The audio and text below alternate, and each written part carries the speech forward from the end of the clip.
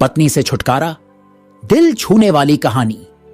बेटा अपने पिता के पास गया और बड़ा परेशान होकर बोला, मैं अब मेरी पत्नी के साथ एक पल भी नहीं बिता सकता। वो मुझे आंखों में चुभती है।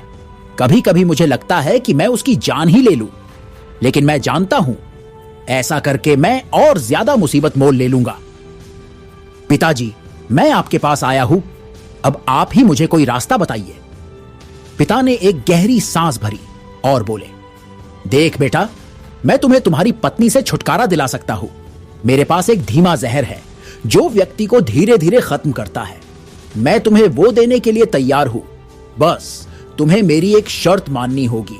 दरअसल ये शर्त भी तुम्हारे भले के लिए ही है।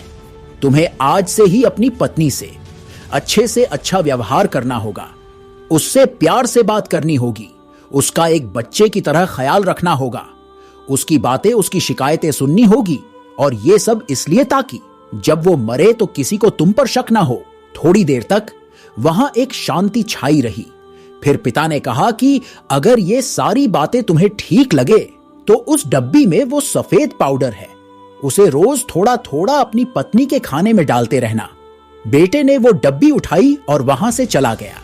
30 दिनों बाद बेटा फिर से जब पिता के पास वापस लौटा तो उसकी आंखों में आंसू थे, उसके चेहरे पर ग्लानि की भावना थी।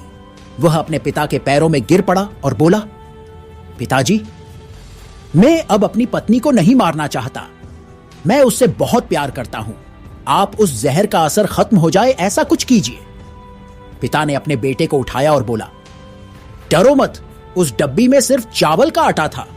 असली जहर तो तुम्हारे मन में था, और मैंने जो तुम्हें शर्तें बताई थी वो उस जहर का तोड़ था।